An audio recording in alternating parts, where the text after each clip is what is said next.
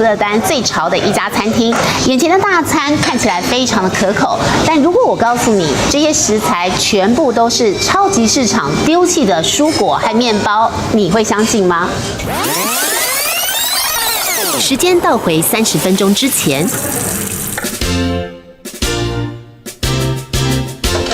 Lino is one of the food rescue drivers. Oh, hi, Lino. Hello. Lino 每天大清早就会到25家合作的超级市场，收集他们不要的蔬果和面包。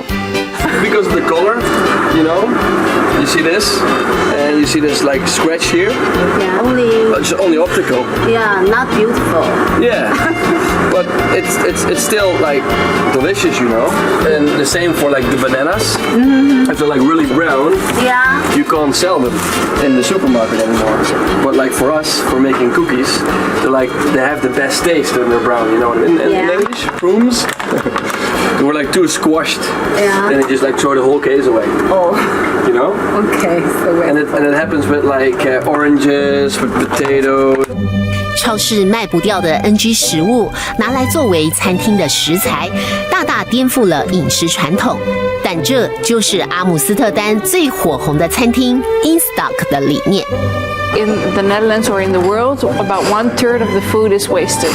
So that's a lot. And in the Netherlands, which is a really small country, of course, we have €4.5 billion that is wasted. And a lot of that is happening at people's home. What we want to do, our mission is really to use as much food surplus as possible to utilize these products to the maximum, and hopefully by showing what you can do, that other people will follow. 2年前在超市工作的 Frika 看到太多食物明明还新鲜，只是因为卖相不好就被丢弃，觉得实在很浪费，于是和3个志同道合的同事一起开了这家餐厅。厨房用的所有食材就是这些超市不要的剩食。It's every single day it's different, and that's what it makes so fun.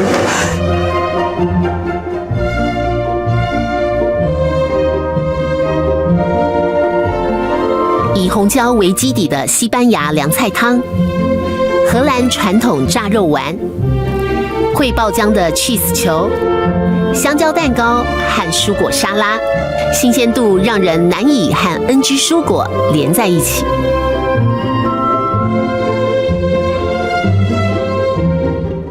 I do. It's really fresh, which I like. All the good taste. It's got really nice grill on the vegetables and really, really fresh salad. It's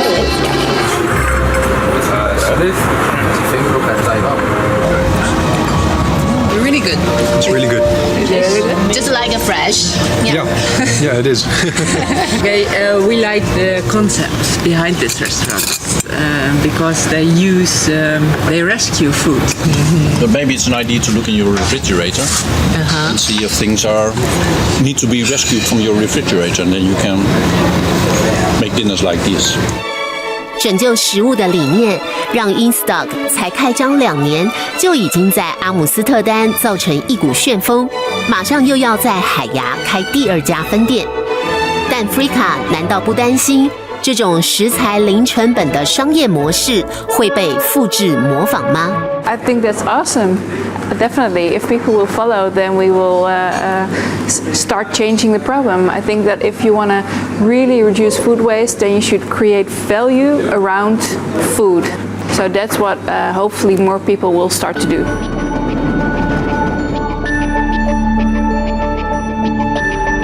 阿姆斯特丹就是一个充满着无限可能的城市。2011年，阿姆斯特丹以 Wiki City 维基城市计划获得了国际都市规划首奖。它的创新点就是网络的共创概念，不由官方主导，更不是发包财团，而是让所有市民集思广益，写下自己心目中的未来愿景，最后凝聚成共识，成为阿姆斯特丹从现在一直到2040年的都市发展计划。而这个绝佳创意的发想人，竟然就是都市规划部长。Give them the feeling that it is their city, their own city. And you will see no plans here. There are no plans, but just dreams about the future. This might be the beginning of a new golden age of our city.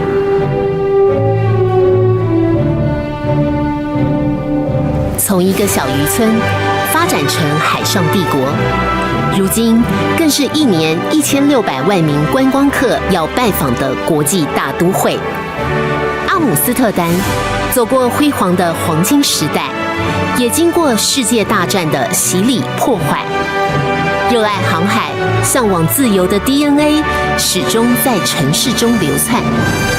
所有创意也都在尊重与包容中不断激荡。也许部分会被世人认为是疯狂不羁，但这也正是阿姆斯特丹自由之都的独特魅力。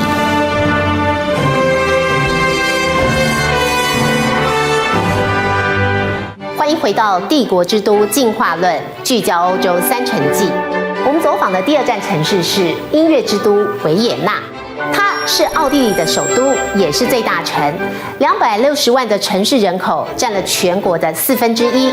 维也纳也是中欧最重要的国际都市，因为 OPEC 总部设置在此，而它也是联合国在纽约、日内瓦之外的第3个驻地城。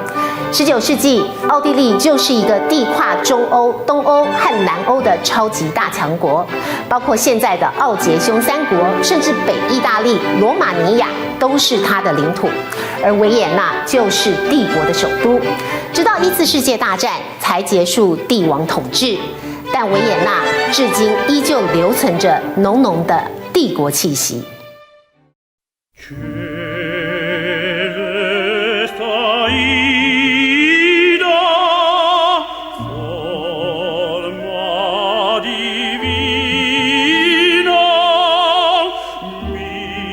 蓝色多瑙河在古典建筑中悠悠川流。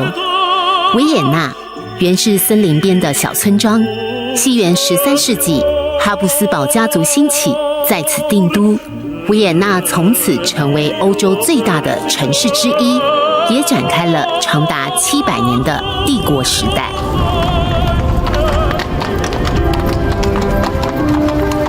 霍夫堡皇宫占地24万平方公尺，共有2900个房间，集合了哥德式、巴洛克和古典主义建筑风格，是欧洲最壮观的宫殿之一。现在是奥地利的总统官邸。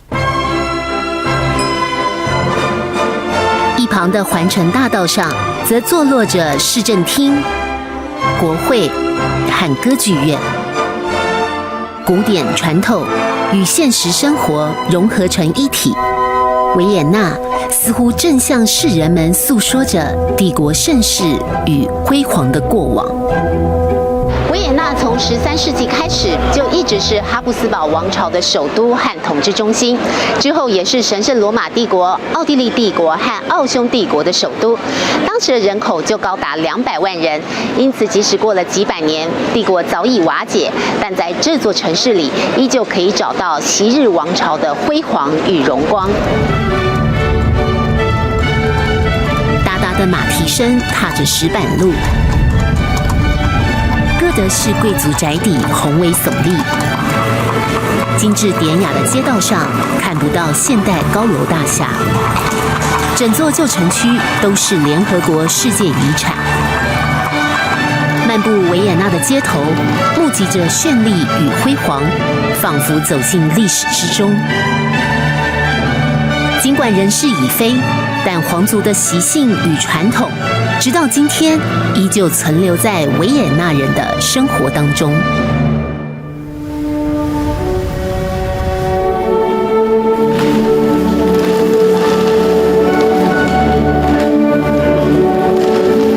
年轻男女们在流泻的圆舞曲音符下，人字形木质地板上翩翩起舞。轻柔滑动的优雅舞蹈，正是起源于维也纳的华尔兹。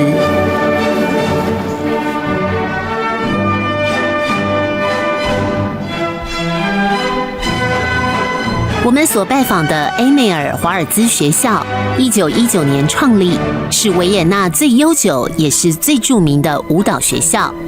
在维也纳有30几间像这样负责教跳华尔兹的学校，所有学员都是20岁左右的青年男女。Been dancing in this dancing school for 4 or 5 years. It's a huge tradition in Austria that you go to a dancing school when you're 14, 15, 16 years old, and it's the most important dance is the Viennese Waltz, of course. I think 4 days a week, about 2 hours. Yeah, 2 hours a day, 4 days a week, sometimes more, because we dance competitions as well, so sometimes it's more. Sometimes we dance every day, actually, 2 or 3 hours. 华尔兹原本是德国乡间的土风舞，18世纪成为维也纳的社交舞。跳华尔兹的传统和欧洲历史有着重要关联。During the Viennese Congress in 1814 to 1815, where about 200 nations and parts, France, Germany, Russia, came to Vienna to talk about how Europe was divided to the different countries after Napoleon Wars. Or signing contracts, they were always dancing Viennese waltz in the evening, so that was the prime time of the Viennese waltz, where everyone was dancing the Viennese waltz. It was becoming a tradition in Vienna. Ordinary step is just going forward, sideward and close. Forward, sideward and close, and backward, side, close, forward, side, close. Yeah, you're doing well.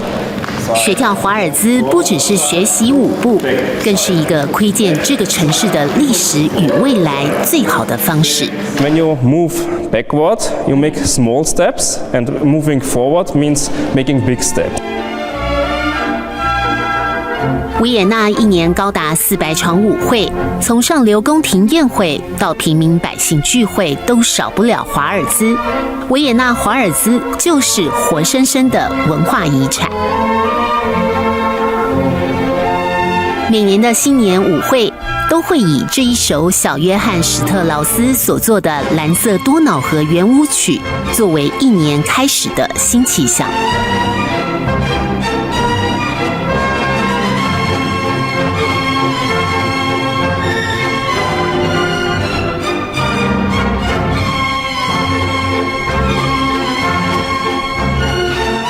400年来，维也纳城就如同一块巨大的音乐磁石，吸引着众多音乐家和爱乐者。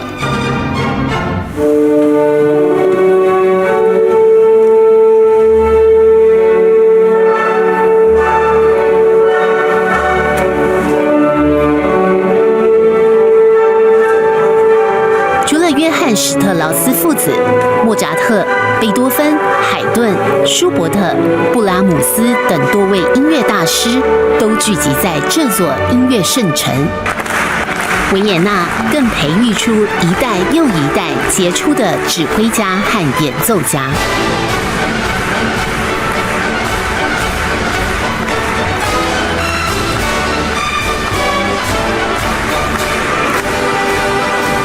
金碧辉煌的金色大厅是全世界最有影响力的音乐厅，也是维也纳爱乐的演出场地。每年的新年音乐会也按照传统在这里举行。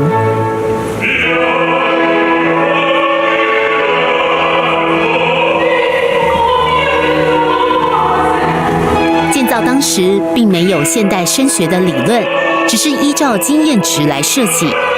但楼上的包厢和墙面女神雕像柱的排列，却能巧妙地让听众不论坐在哪里，都能享受一样的听觉感受。金色大厅和国家歌剧院一年365天，几乎天天都有演出，让世界顶尖的音乐家将在此登台视为至高的荣耀。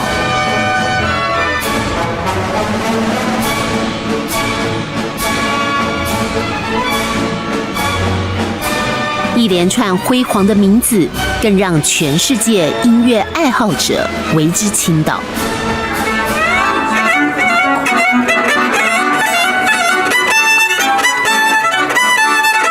对维也纳人来说，没有音乐伴奏的晚餐也称不上完美。曾经有一项统计，维也纳本地人口160万，钢琴高达30万架，等于每5个人就有1架钢琴。2次世界大战时，维也纳歌剧院和一些教堂都遭到盟军轰炸毁损，但战后修复的第一件工程就是歌剧院，因为维也纳人总是说音乐第一，上帝第二。